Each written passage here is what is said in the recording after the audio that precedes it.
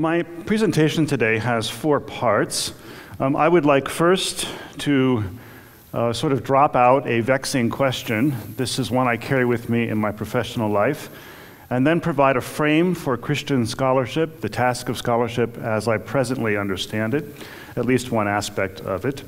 And then the body of my paper will be an argument asking us to reconsider the significance of Justin Martyr. And then finally, I would like to give a couple examples of how we might recognize the logic of expulsion in Christian scholarship. On a spring morning in 1981, while I was an undergraduate student at Wheaton College, I was departing Edmund Chapel in the usual manner when a gaunt man around 30 years of age accosted me on the steps outside. He had long hair and he had a life-size cross strapped to his back. He was wearing a first-century tunic and was heard imploring the college community to repent. He was full of prophetic conviction, animated and earnest. Students dodged him, as you might imagine, and he was escorted off campus as quickly as school officials could manage. Now, to this young Christian student, it was an occurrence most strange. Not unlike the shock of many Americans after 9/11 to learn that so much of the world hates us. Over and again, as students at Wheaton, we heard chapel speakers praise us for being the best and the brightest. Of course, it wasn't true, but this is what we heard. We felt fortunate to have landed in the citadel of evangelical higher education, where faithful servants of God took to their callings with such sobriety. For all I knew at that time, Wheaton was the epicenter of Orthodox Christianity. So when an anguished Jesus lookalike confronted me on the steps outside of chapel, I was shocked and bewildered. I had no categories for assimilating what I had just seen. So I went back to my normal routine. But like lines of poetry, this living symbol lodged itself in my memory and became an important tool in my growing understanding of theology. I can't delete the memory of that day when Jesus and his cross were chased from the campus of my alma mater. As I understand it today, the cross on that morning was being used to criticize or deconstruct the very religion that gave it a prominent place. Thus, my vexing question: what other institutions could also be removing Jesus? Is it possible to think of Christian scholarship as an institution susceptible to the removal of Jesus? A frame now for thinking about the task. When the term Christian is used as an adjective, we can be sure we are reproducing the habits of Christendom, says Stanley Hauerwas. He says this in his book, The State of the University. Since nobody wants to represent or reproduce the bad habits of Christendom, perhaps we should abandon the term Christian scholarship and default to scholarship by Christians. We should weight the noun, scholarship, and downplay the adjective Christian. Maybe that's the best we can do. Certainly it respects the other in our pluralistic space, and we could shift emphasis as needed between the common task of scholarship and the particularities that might obtain for the one who does it as a Christian. I think there's much to commend this suggestion, actually. Yet, 2 observations. One, the audacious title of this conference makes room for serious reflection on the adjective Christian. Secondly, the bad habits of our Christian forebears should be distinguished from Jesus himself. Indeed, I think Jesus can correct them. The problem with the term Christian scholarship is not the adjective as such, but the fact that in the opinion of many, this adjective is conditioned so thoroughly by past deployments of imperial power that the way of Jesus is no longer conjured by the term Christian. We live in a time of awakening to and reckoning with the triumphal tendencies of our Christian past. A time when practically every scholar is acutely conscious of the supporting role played by Christian thinkers in the colonial project. Willie James Jennings, in his award-winning book, The Christian Imagination, has shown how Christian thinkers adapted the traditional theology of creation and providence in service of Portuguese and Iberian conquests of the Americas in such a way as to justify the displacement of peoples on the basis of racial hierarchy. Closer to home, racial hierarchy was played out in the displacement of both Native Americans and Africans, the latter stolen from their land and forced into slavery for 246 years. Shortly after the hoped-for emancipation, this country entered a stretch of history wherein lynching, not originally a racist practice, by the way, became a white supremacist mechanism of terror designed to keep blacks in their place, that place, of course, being the bottom of the hierarchy. The parallels between the crucifixion of a Jewish body and the lynching of the black body are striking indeed, as James Cone has shown in his book, The Cross and the Lynching Tree. The lynchers were completely oblivious to the fact that they were reproducing the mob who cried out against Jesus, "Crucify him." Now, I have 3 images with me. They're kind of graphic, for which I apologize somewhat. But I want to make a point of this because there's something that we see in these images that people 100 years ago would not have seen. So there's the first. You'll notice that smiles are prominent throughout the lynching photographs. And the close-up here is the one I want you to notice. Again, the smiles of those people in the front row. Now, I show these in order to demonstrate that something invisible 100 years ago has become painfully visible today. Why are these lynchers smiling? And why are we offended by the smiles? These mobs are convinced that their victim is guilty. But our eyes have been opened. We do not see it so simply anymore. We have learned to see a degree of innocence in these victims. And commensurate with that recognition is the recognition, too, that Christian notions, ostensibly received from the Bible, were made to play a role in justifying slavery, lynching, and the entire colonial project. Perhaps you're thinking, that's not true Christianity.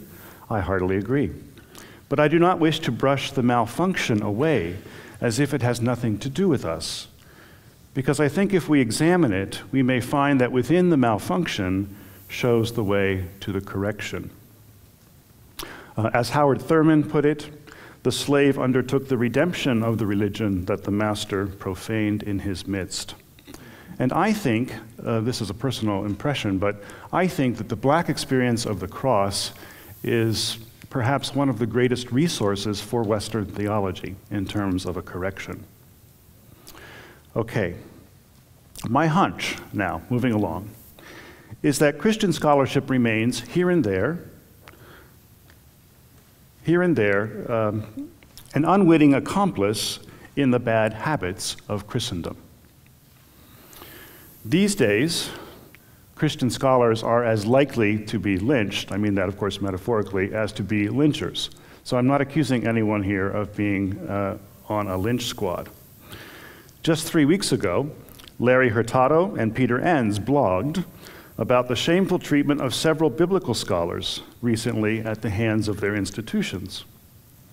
But in the intellectual arena of scholarship, scholars do play the role of lynchers sometimes, willing to marginalize and remove their colleagues on what are considered the noblest of grounds, doctrinal purity, faithfulness to mission, and so on. Examples proliferate. And for my purpose today, it's best not to single out any institution. My own institution might be in the list. It's a difficult matter, I know. And I will be the first to admit that in my past as a scholar, I have reproduced some of the bad habits that I'm sharing with you today. To be fair, there exists within Christian faith another narrative, a counter-narrative, that puts Christianity at the heart of our modern notions of justice and human rights, and many other goods as well. Good and bad are mixed. We all know that. The narrative is complex. But my point comes to this. since the question of Christian scholarship drags behind it the complex and often painful history of Christianity itself, a responsible articulation of it must take place in keen awareness of this narrative. The adjective Christian cannot be easily affixed to anything anymore, if it is to be affixed at all. My hope is that Christian scholarship, so long as we agree to use the term, would become more attentive to the scandal of the cross. For therein we have a symbol that is quintessentially Christian and, rightly understood, potentially corrective. The cross carries the advantage of a double revelation. At the same time that it reveals something decisive about God, it reveals something about the human condition that can perhaps be dredged up in no other way, namely the deep structure of human sin.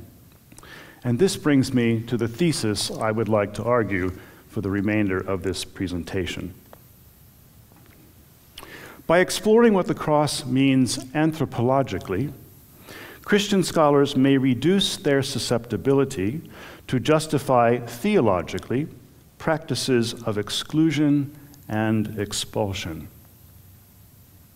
Now, ever since the Apostle Paul, Christian thinkers have done well. We have been duly attentive to what God was doing in the cross. But I suspect we have not contemplated deeply enough what humanity was doing in the cross. If we could see more clearly the mechanisms by which Jesus was crucified, the old habits of human culture and religion on display in the Passion narrative, we might recognize the subtle ways our work as scholars can sometimes move contrary to the gospel.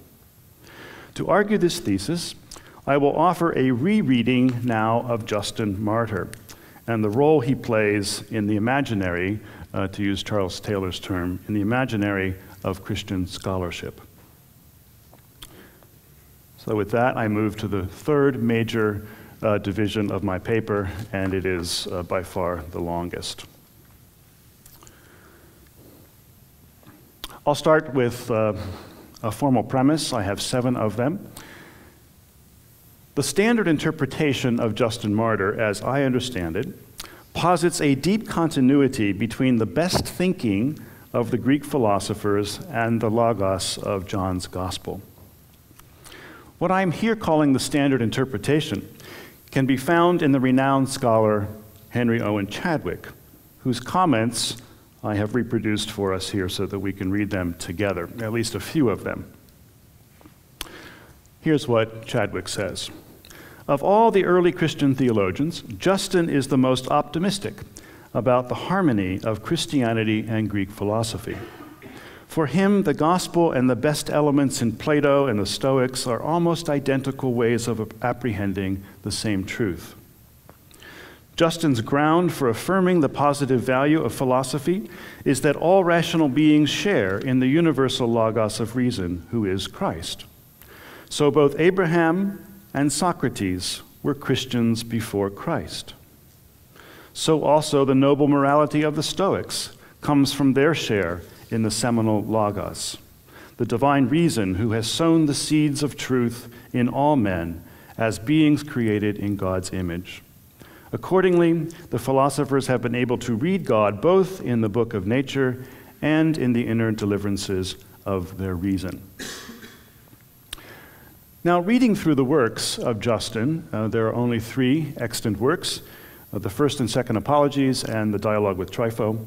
One has the impression that Chadwick must be right, or at least reasonably close to what this second-century Christian was trying to say. Yet I wonder whether that impression originates in part from the fact that the winning proposals for understanding Christ in relation to classical philosophy were worked out on the premise of continuity. Perhaps I can best express my concern here with a rapid-fire set of questions.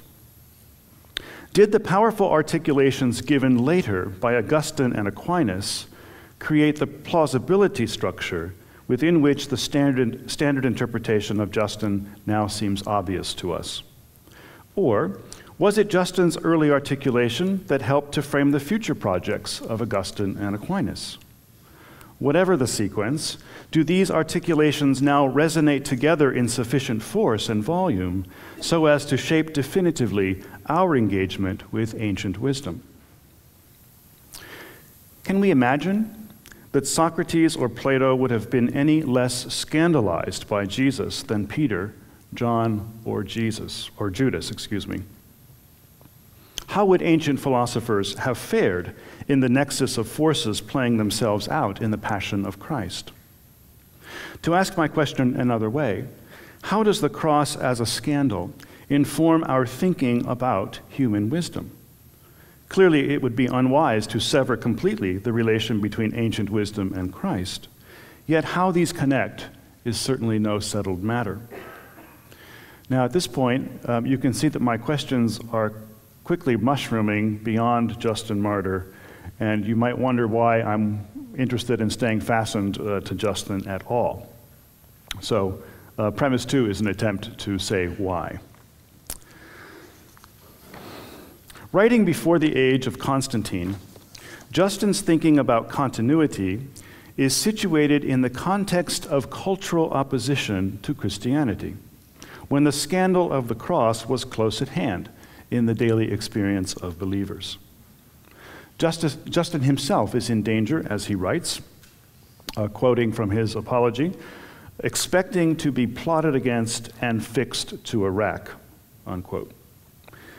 Indeed, the most likely motivation for Justin writing at all was probably the martyrdom of Polycarp.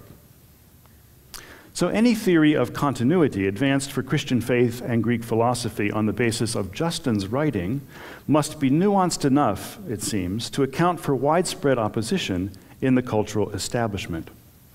Chadwick located the ground of continuity in the fact that all rational beings share in the universal Logos, who is Christ. True enough, but I think Justin says much more than this in his account, and I will attend to that more in a moment. Premise 3.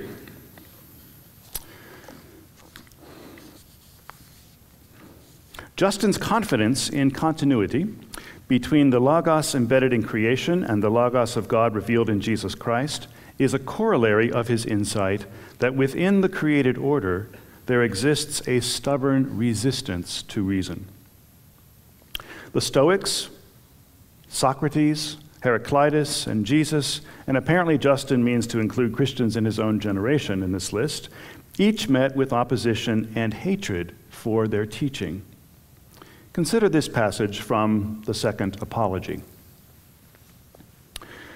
And those of the Stoic school, since they were honorable, at least in their ethical teaching, as were also the poets in some particulars, on account of a seed of the Logos implanted in every race of men and women, were, we know, hated and put to death. As, for instance, Heraclitus mentioned before, and among those of our own time, Musonius and others. For, as we have intimated, the demons have always affected that all those who ever so little strive to live by Logos and to shun vice be hated. And it is not astonishing that the demons are proved to cause those to be much worse hated who live not by a part only from the Logos, the sower, but by the knowledge and contemplation of the whole Logos, who is Christ. I've added special emphasis to the words part and whole here to highlight the symmetrical structure underlying the traditional interpretation. What Socrates has in part, Christ has in whole, as the interpretation goes. I've also highlighted two additional phrases that point in the direction of my claim. In this passage, at least, the link from ancient thinkers to Christ is forged by a common hatred of those who live by Logos. Such hatred reaches its dramatic climax in Christ, who by implication is hated wholly. Several parties are on exhibit in this text. First, the human race as such, which possesses in some manner a seed from the Logos. Secondly, a subset of humans, Justin thinks they're rather small, I think, who try to live in accord with what is in them by nature. And third, there is the climactic figure of Christ, who personifies the Logos. And then fourth, an incrementalized resistance that seems to move toward Christ, who is hated most of all. Now, it's not clear in this citation how the opposition, those demons, is constituted. So let's augment it with another taken from the first apology. For the truth be told, since of old these evil demons manifested themselves, both defiled women and corrupted boys, and showed terrifying sights to people, that those who did not use their reason in judging the acts that were done were filled with terror. And being taken captive by fear, and not knowing that these were demons, they called them gods, and gave to each the name which each of the demons had chosen for himself. And when Socrates tried, by true reasoning and definite evidence, to bring these things to light and deliver people from the demons, then the demons themselves, by means of people who rejoiced in wickedness, compassed his death as an atheist and an impious person on the charge of introducing new divinities. And in our case, they show a similar activity. Throughout Justin's writings, the demons play a host of pernicious roles. They're associated with mythology. They are fomenters of violence, deceivers of Adam and Eve, and so on. But the role that I want to lift up in what follows is their role in promoting myth or mythology.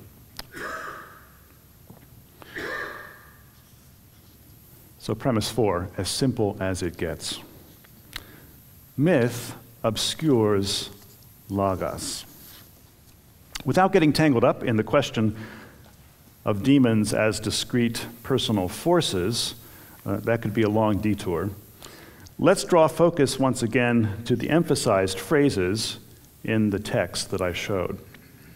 When Justin says they called them gods, he means to suggest that the demons have, by fear and deception, succeeded in their quest to be recognized as deities.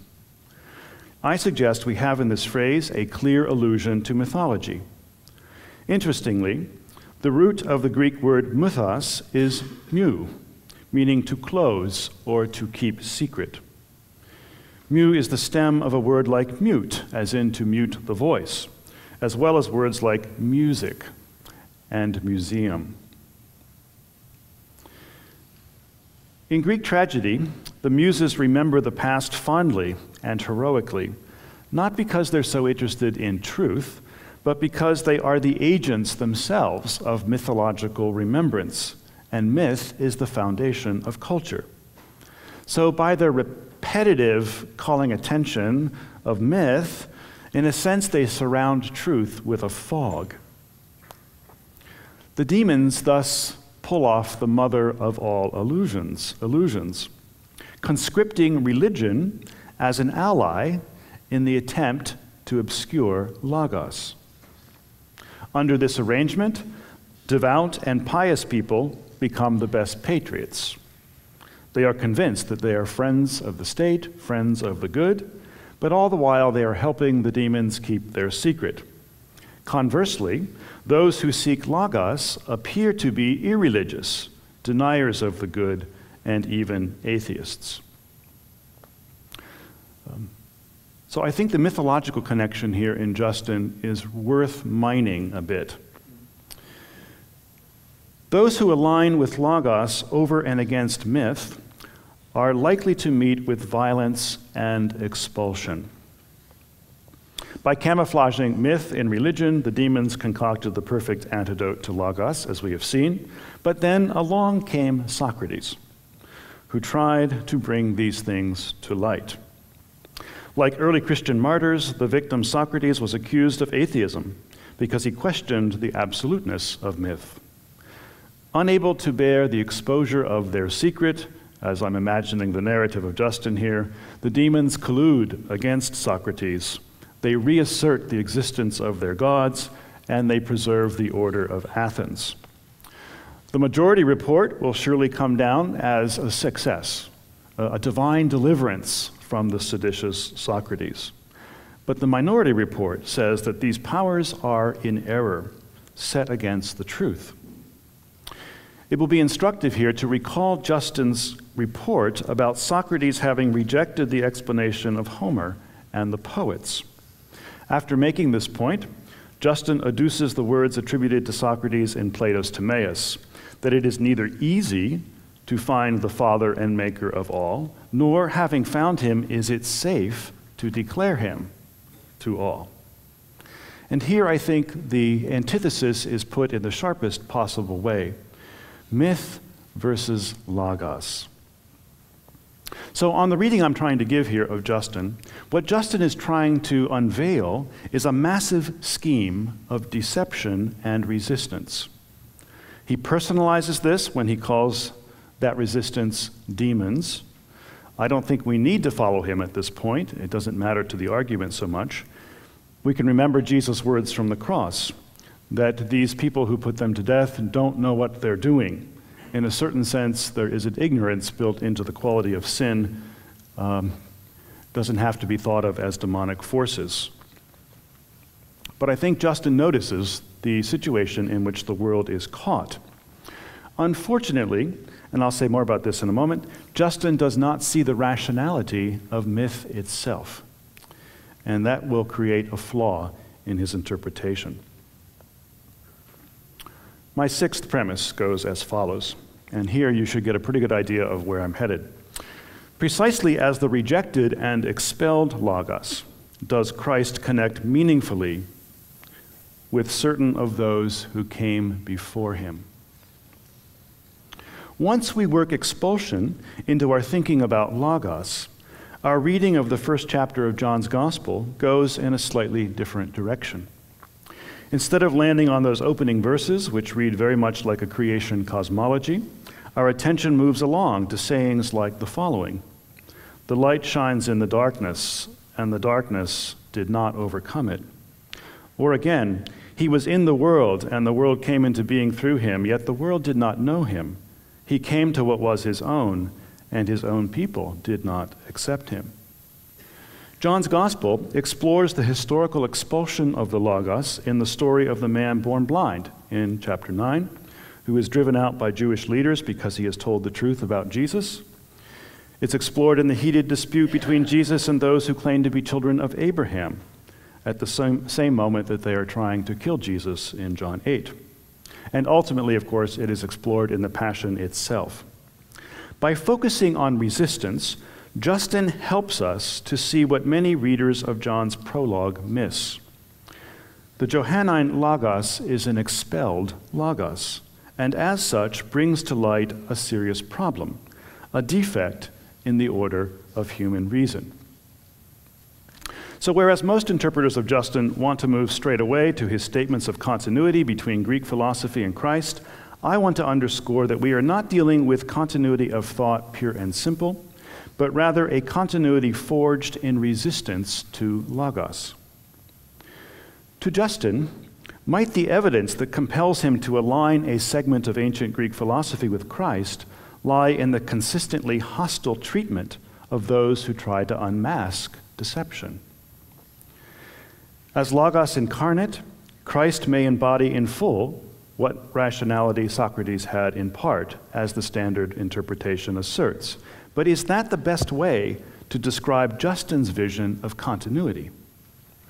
By stressing continuity of Logos over continuity of resistance, the traditional interpretation overloads Justin's part-whole dialectic with more rationality than it can bear, in my opinion.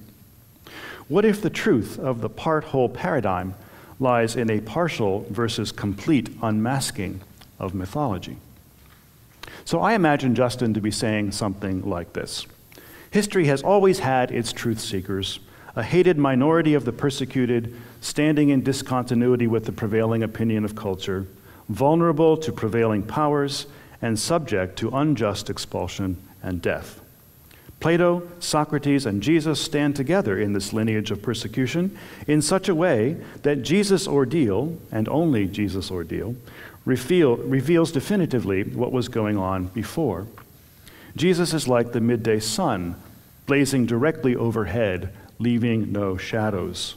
The scheme by which these demons held the creation in bondage has at last been fully revealed.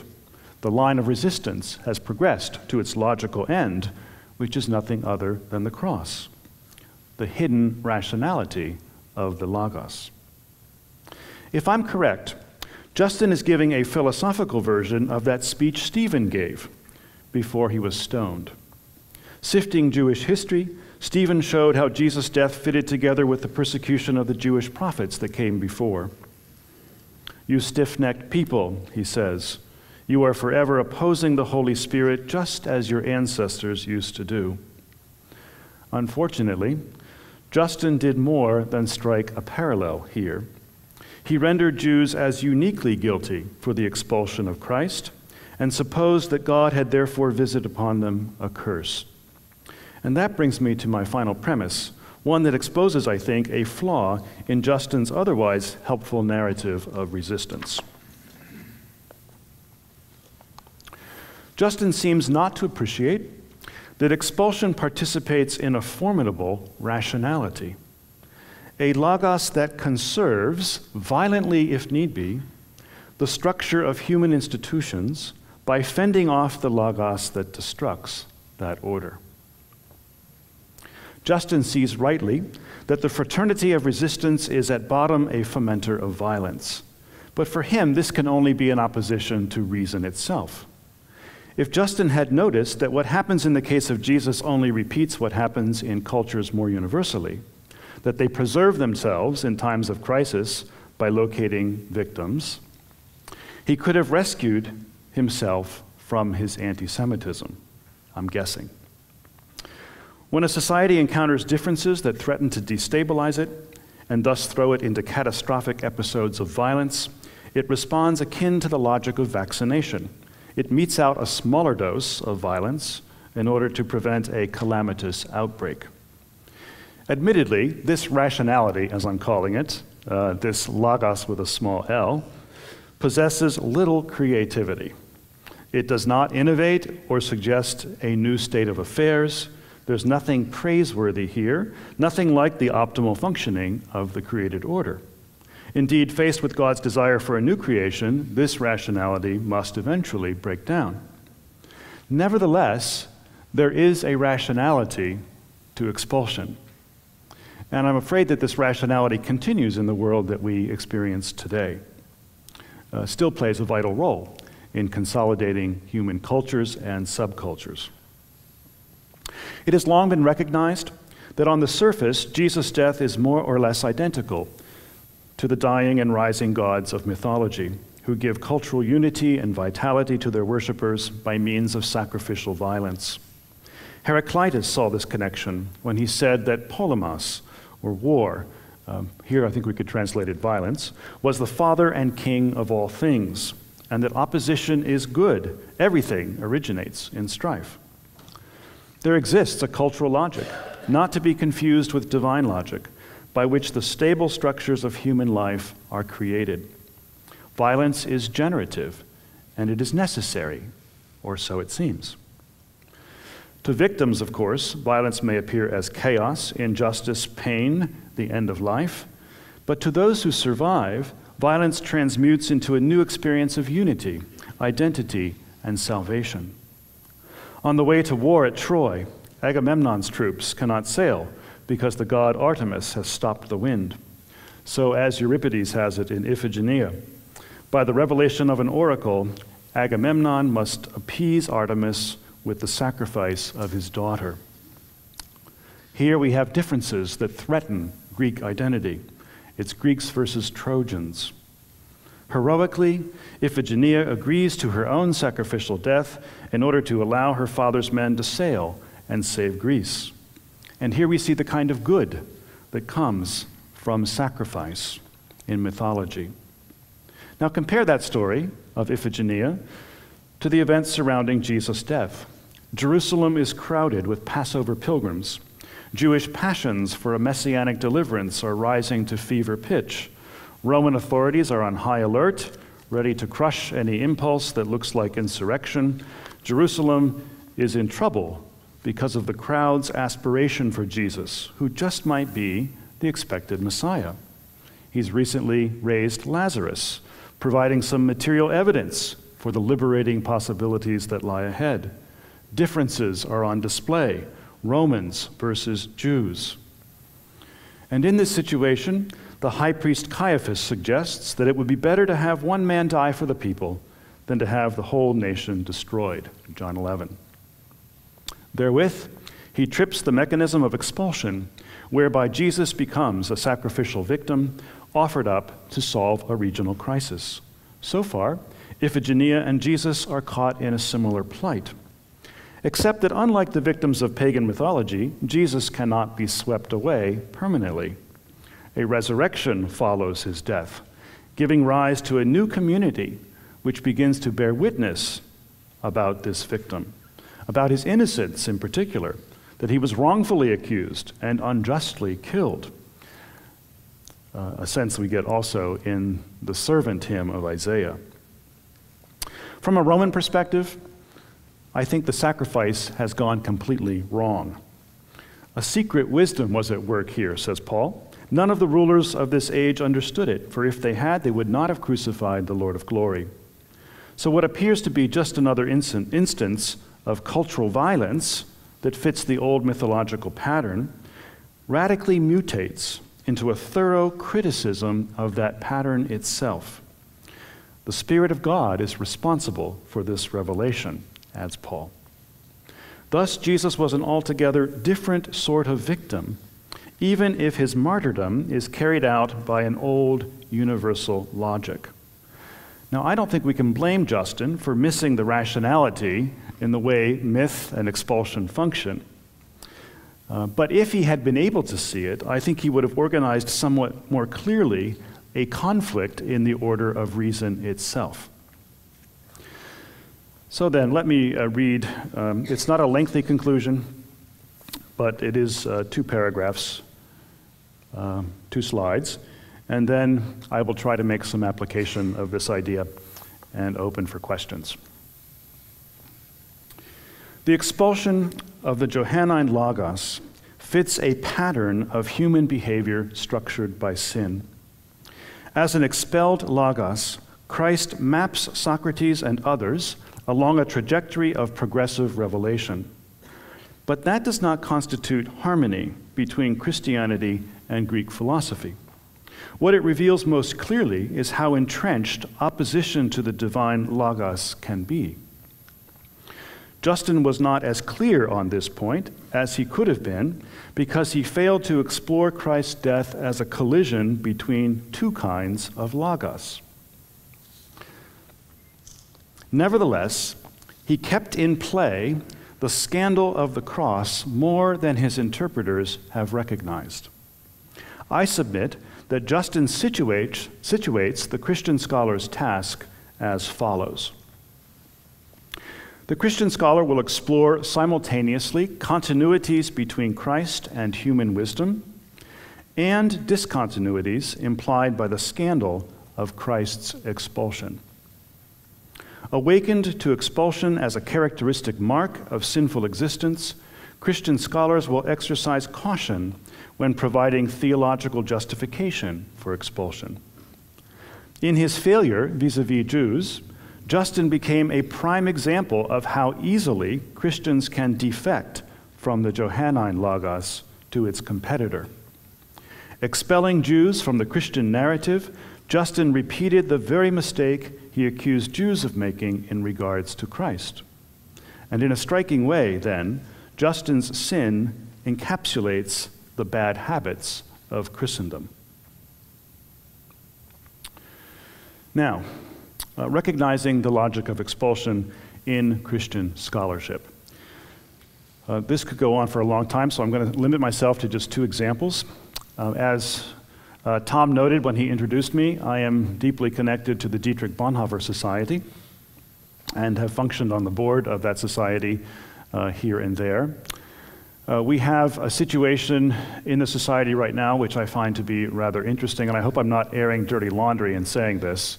But Eric Metaxas's book, some of you no doubt have become familiar with this book. It's very popular, introducing a new generation of readers to Bonhoeffer, has met with a lot of very harsh criticism in the Bonhoeffer Society.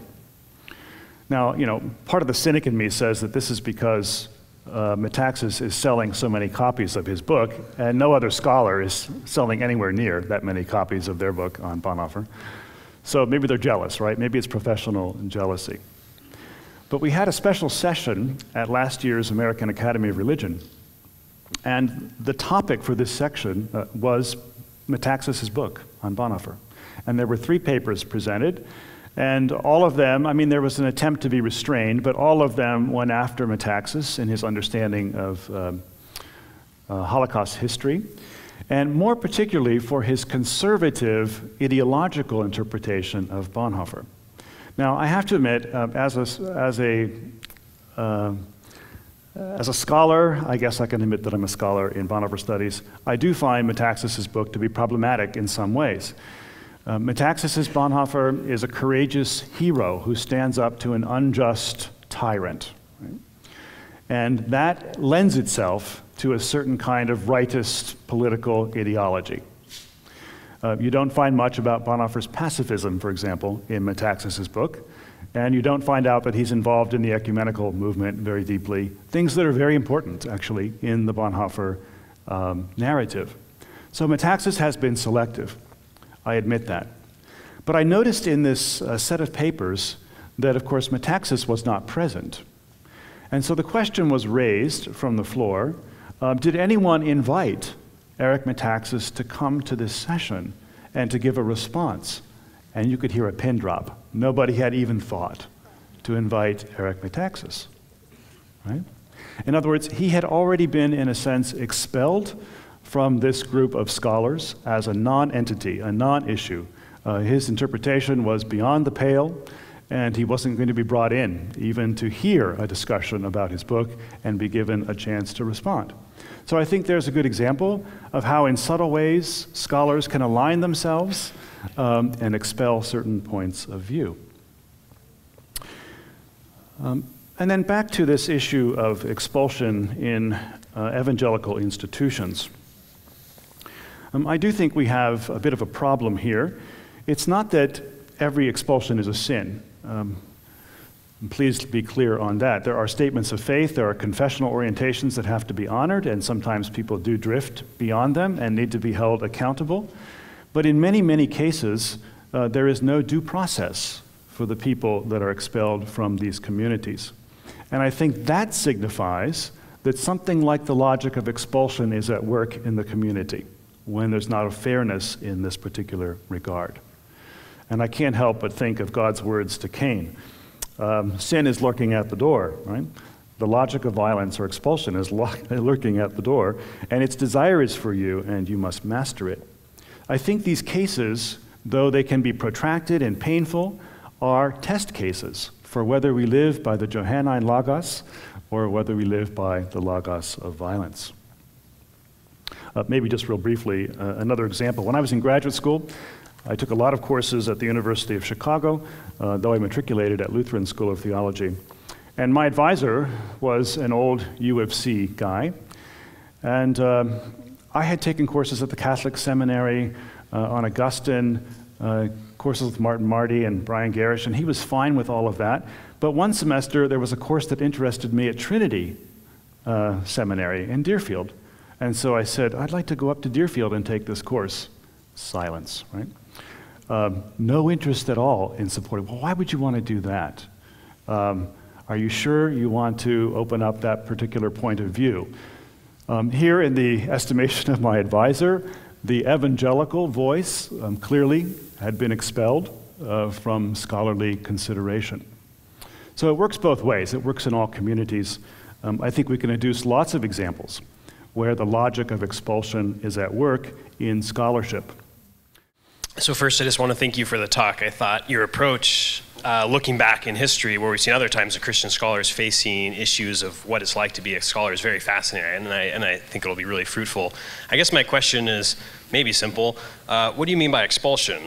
You started with pictures of lynching, and I thought, that's not expulsion, that's extermination.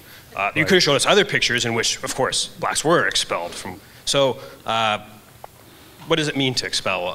Yeah, what do you mean by I think this? in ancient societies, expulsion generally means death, right?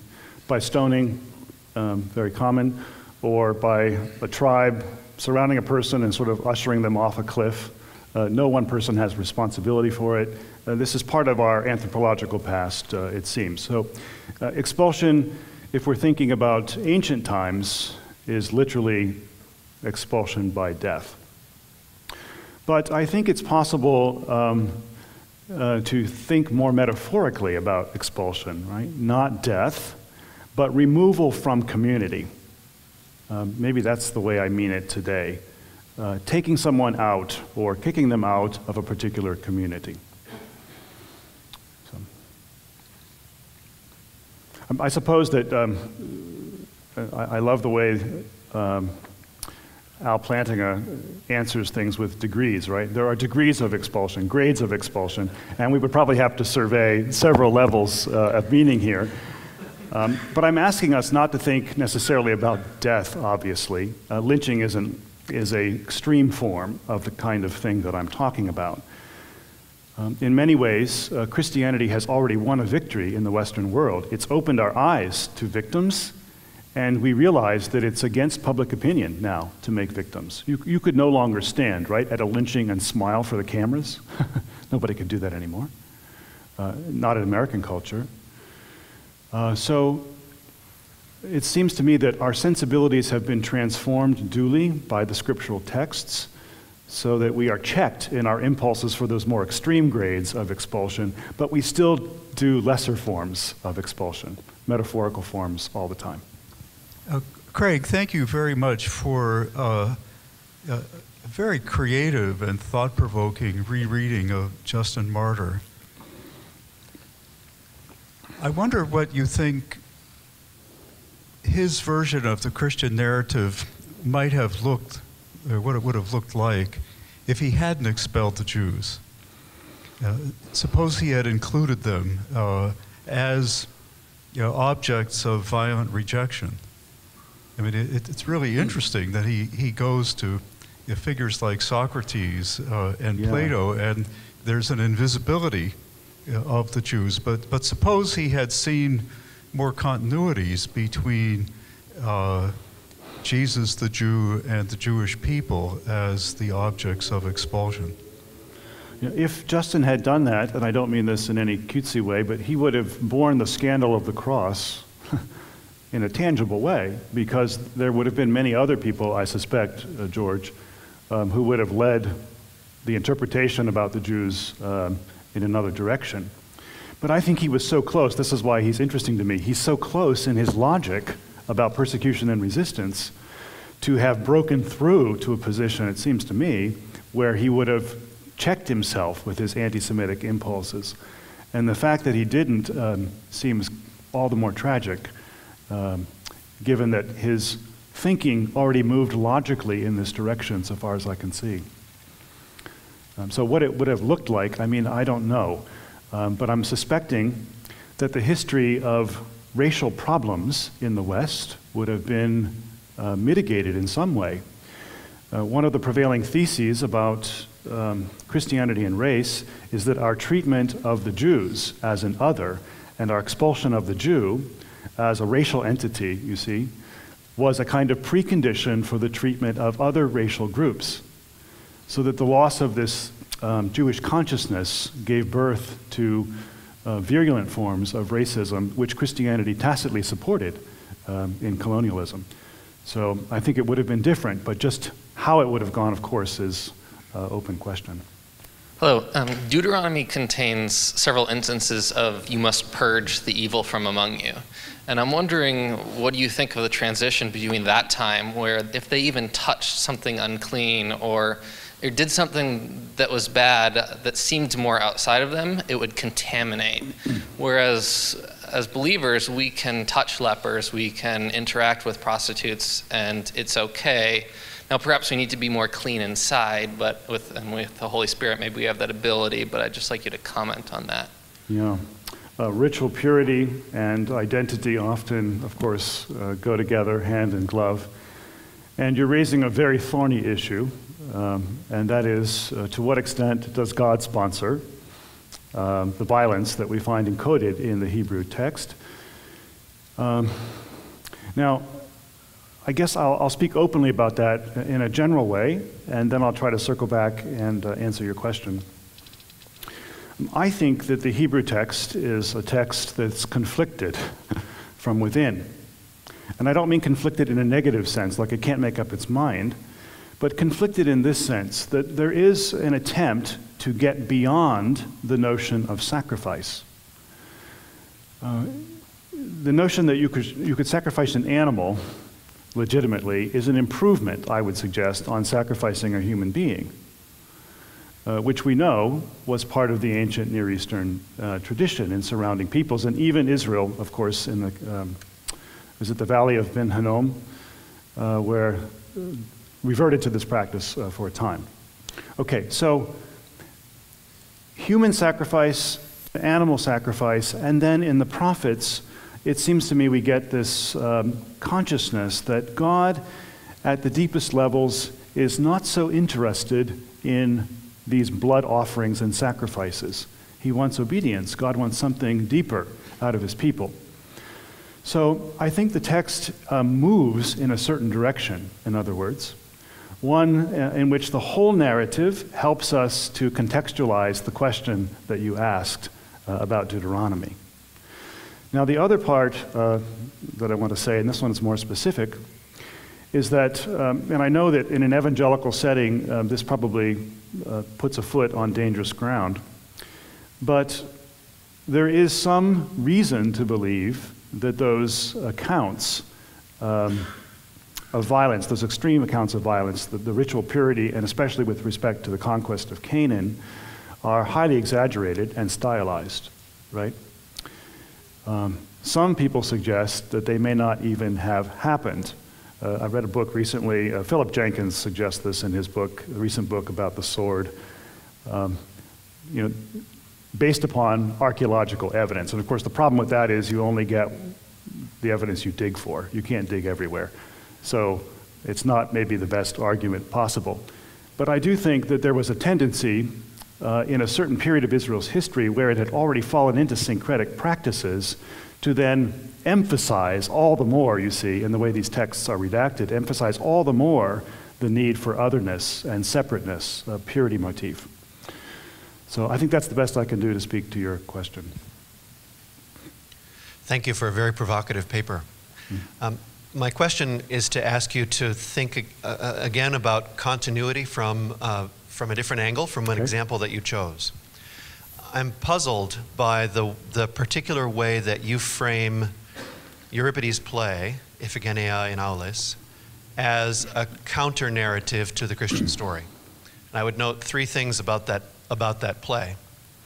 First, I think the myth that it's based on in the first place itself expresses horror at what is done to Iphigenia. Second, even if that's not true, certainly Euripides' way of writing it in the play expresses horror at what's done to her. And third, it's the first half of a two-play cycle. In the second play, Iphigenia among the Taurians, she is restored to her family. She comes back from the dead, as far as they can tell, in a way that confounds what they had known. And even though she's not at first recognizable to them in her new form. Is that a different version of the play, or is that... It's a second play that finishes the story. It's a cycle. Okay. So that might suggest a rather disturbing continuity with the Christian story, disturbing for our ways of thinking about the difference between Greeks and Christians. Yeah. Now, of course, I used it as a way to accentuate the differences, not as a congruence between the two. So I guess what I'm thinking here, and you must know the play and its context much better than me. So you'll have to tell me whether this is a responsible interpretation. But I'm thinking that many Christians are so reticent to think about the Christian story alongside of myth, because myth has become for us a kind of for many of us, a dirty word, right? A competitor word. That we have missed part of the deep significance of the gospel narrative, which is that it does speak very deeply into this mythological consciousness, and maybe this is part of the reason Christianity found such a resonance with ancient peoples, is because of this correspondence. And yet, and here's where I think, I hesitate to say Nietzsche is helpful, but I think Nietzsche's insight that we have in the Christian understanding of the cross, something very different than is present in the myth of Dionysus, for example, is to me awakening, right? We don't have simply a conflating of two different, a conflation of myth and logos. We have something very different going on, and Nietzsche didn't like it, right? So I would like to try to parlay your observation into a point, if I could, that Christianity needs to consider much more carefully its relationship to mythology. And I'll just leave it at that, because the particulars of these versions and acts of the play, I did see it once in person in Canada, but I don't know if we saw all three acts, to be honest with you. Biola University offers a variety of biblically centered degree programs, ranging from business to ministry to the arts and sciences. Visit biola.edu to find out how Biola could make a difference in your life.